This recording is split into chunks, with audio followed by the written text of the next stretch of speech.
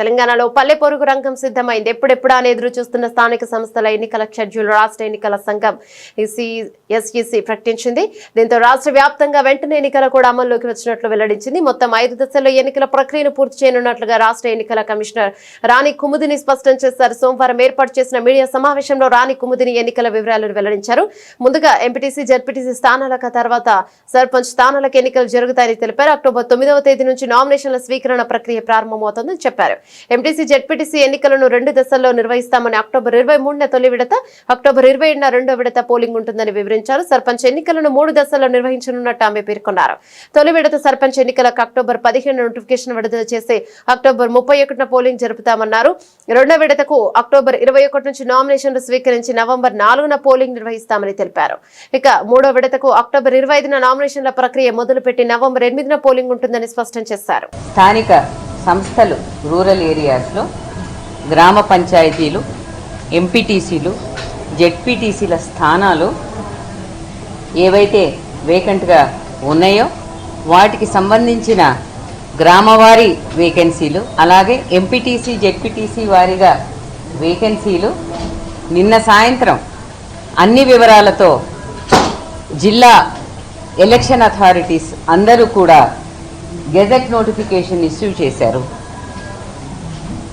అది కూడా మాకు నిన్న సాయంత్రం అందజేయడం జరిగింది. మరి ఈసీఐ దగ్గర నుండి ఎలక్టరల్ రోల్స్ తెప్పించుకొని వాటిని పోలింగ్ స్టేషన్ వారీగా, వార్డుల వారీగా, గ్రామ పంచాయతీ వారీగా, ఎంపీటీసీల వారీగా కూడా మేము పబ్లిష్ చేసి ఎలక్టరల్ రోల్స్కి సంబంధించి అన్ని పొలిటికల్ పార్టీస్తో కూడా జిల్లా ఎలక్షన్ అధికారులు మీటింగులు పెట్టి సెప్టెంబర్ 10 నాటికి ఈ ఎలక్టరల్ రోల్స్ని పబ్లిష్ చేయటం అన్నది జరిగింది. గ్రామ పంచాయతీలకు కూడా, ఎంపీటీసీ, జెడ్పీటీసీలకు కూడా ఉపయోగించేటటువంటి ఎలక్టరల్ రోల్స్ ఇవి.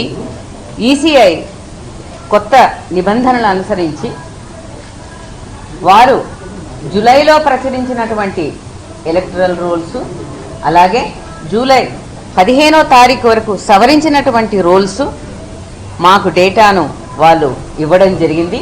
ఆ డేటా డౌన్లోడ్ చేసుకున్న పిదప మండలాల వారీగా జిల్లా ఎలక్షన్ అధికారులు ఎంపీడీఓల ద్వారా, డిపిఓల ద్వారా ఈ ఎలక్టరల్ రోల్స్ అన్నది విభజించి అదేవిధంగా డ్రాఫ్ట్స్ కూడా ఇచ్చి తదుపరి ఆ ఒక డ్రాఫ్ట్ మీద అబ్జెక్షన్స్ కానీ, రిమార్క్స్ కానీ కాల్ ఫార్ చేసి ఎంత వర్షాలు వచ్చినా సరే అట్లాంటి సిచ్యువేషన్లో కూడా డిస్ట్రిక్ట్ ఎలక్షన్ అథారిటీస్ చాలా చక్కగా ఎలక్టరల్ రోల్స్ ఫైనల్ చేసి పబ్లిష్ చేశారు.